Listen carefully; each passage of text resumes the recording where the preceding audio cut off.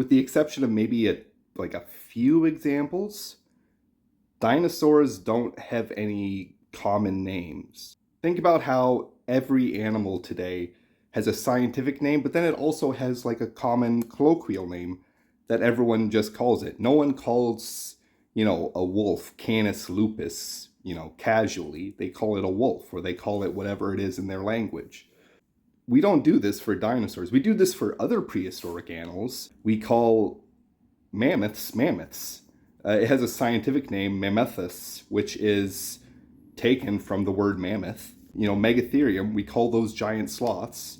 Saber-toothed cats. We even call entelodonts hellpigs. Like we have all these different common names for even prehistoric mammals and some reptiles too, but we don't have any of these for dinosaurs. Like, it makes sense. Like, these names develop because people create them, because the people see these animals in their daily lives, but it would be interesting, right, if we had common names for dinosaurs. Like, what would we call them? Like, imagine if like a dinosaur, like any dinosaur, like managed to survive to the modern day, what would people call it? What would be the kind of common names that we would have for dinosaurs? So I've been doing a lot of research on how names are created for animals to begin with. Every animal, like today, has three different names, three different kinds of names, I should say. So there's the scientific name, which is usually the newest name. Like tigers didn't used to be called Panthera tigris, before taxonomy was invented. That was new.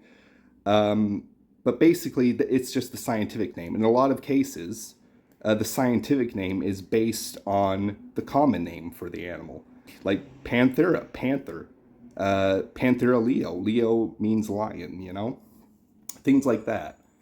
But along with the scientific name, there's also going to be the common name. In a lot of cases, names are taken from the language that the people who first discovered the animal called it. We have a lot of Aztec words that we use for animals casually. Coyote, that is a Aztec word. Jaguar is an Aztec word.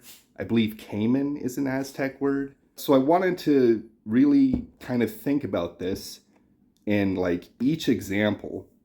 And also another thing that would make this really complicated is that there are a bunch of different families of dinosaurs. So I have to figure out a name for both the family and also for the individual species. We have like monitor lizards, which is a family of lizards. But most monitor lizards today are just one genus, and each one is a different species.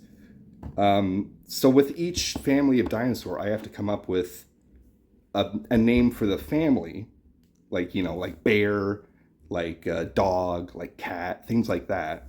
I have to come up with a name like that. And then I have to come up with a name for each individual of that family. Those are the things that I have to figure out with each example. Some are a lot easier than others. Just off the bat, T-Rex, King Tyrant. That's a pretty easy one. And then based on that, you can call all of the Tyrannosaurids tyrants. And then like each different one is a different kind of tyrant. Like you could call Albertosaurus the horned tyrant or Canadian tyrant or something like that. So that's kind of the general way I'm going to do this. And I'd like other people to also get involved in the comments. I just want this to be fun. You don't have to take it seriously. You can make the names as goofy as you want. But this is just something I've wanted to do for a long time. So just to start, I'm going to be going through the different theropods that I've named.